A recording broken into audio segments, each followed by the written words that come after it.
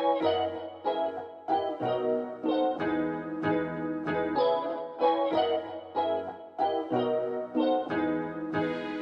morning, Ma'am Lorraine. Good morning, classmate.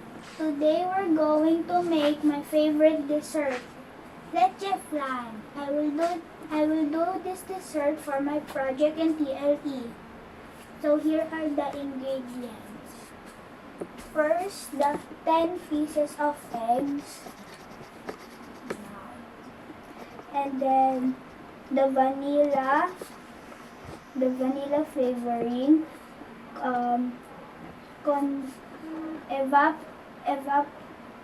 and condensed milk, aluminum sugar, refined sugar, aluminum container, and steamer. And then the two bowls, this one and this one. And then I will need my gloves. Before we start, we should first remember hairnet, mask, apron, gloves, and make sure to wash your hands before you cook or make something. So let's start. First, we will get 3 eggs and then we will separate the yolk and the white. So let's ask help from an adult. Tada! So now we will mix.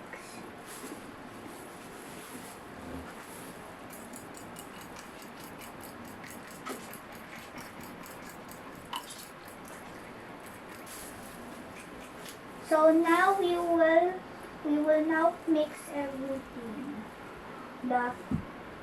The egg yolk, the condensed milk, the evap, and 3 drops of vanilla flavoring.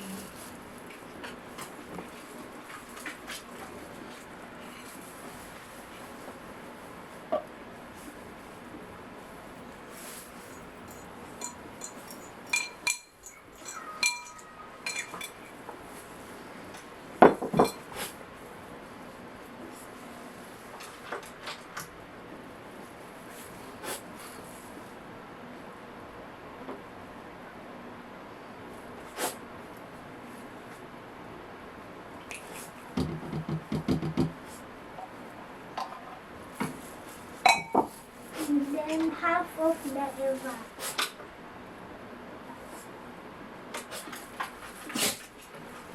Then we will mix it thoroughly until it is smooth.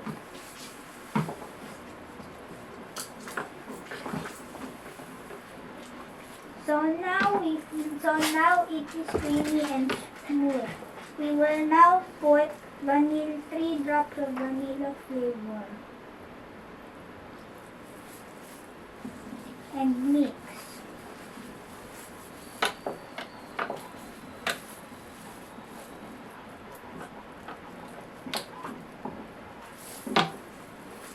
So now I will ask help from my daddy to make caramel sugar so we can start cooking. So now we will put the batter inside the aluminum container. Don't put too much because it will still rise when you're steaming it.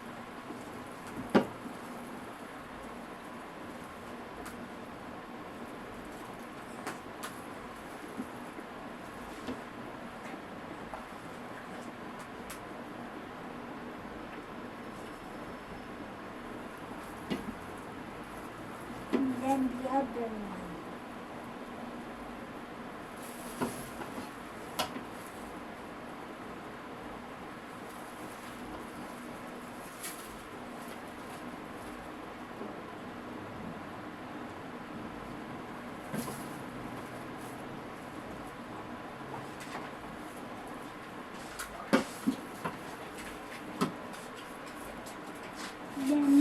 we were done, we will steam it.